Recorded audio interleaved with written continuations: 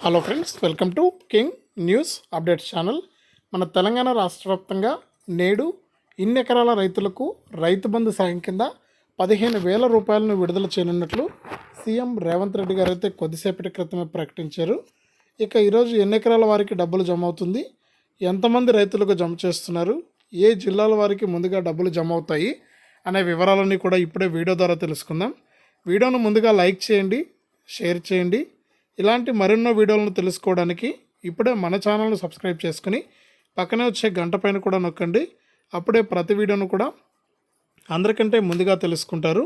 ఇక మనం వివరాల్లో కనుక వెళ్ళినట్లయితే, మన తెలంగాణ రాష్ట్ర వ్యాప్తంగా ఎవరైతే అర్హత కలిగినటువంటి రైతన్నలు ఉన్నారో వారందరికీ కూడా తెలంగాణ ప్రభుత్వం గతంలో ఉన్నటువంటి కాంగ్రెస్ మనకు రైతు బంధు పథకాన్నే కాంగ్రెస్ రైతు బంధుగా కొనసాగిస్తూ వస్తుంది. ఇక ఈ రైతు బంధు పథకం ద్వారా ఎకరానికి 5,000 రూపాయల చొప్పున అయితే మన సీఎం రేవంత్ రెడ్డి గారు రైతుల ఖాతాల్లోకి నిధులను అయితే విడుదల చేశారు.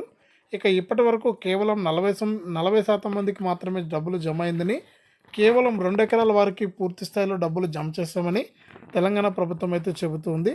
ఇక ఈరోజు తాజాగా మనకు 3 ఎకరాల వారు ఎవరైతే భూములు కలిగి ఉన్నారో వారందరికీ కూడా రైతు బంధు సాయం కింద 15,000 రూపాయలను అయితే అందించనున్నట్లు తెలంగాణ ప్రభుత్వం, తెలంగాణ సీఎం రేవంత్ రెడ్డి గారు అయితే తెలియజేశారు. ఇక గతంలో మీకు ఏదైనా 1 ఎకరం కానీ 2 ఎకరాలకు డబ్బులు రాకుండా ఉంటే ఎవరు కూడా కంగారు పడాల్సిన పని అయితే లేదు. రోజుకు కేవలం 30,000 మందికి మాత్రమే డబ్బులు జమ అవుతున్నాయండి.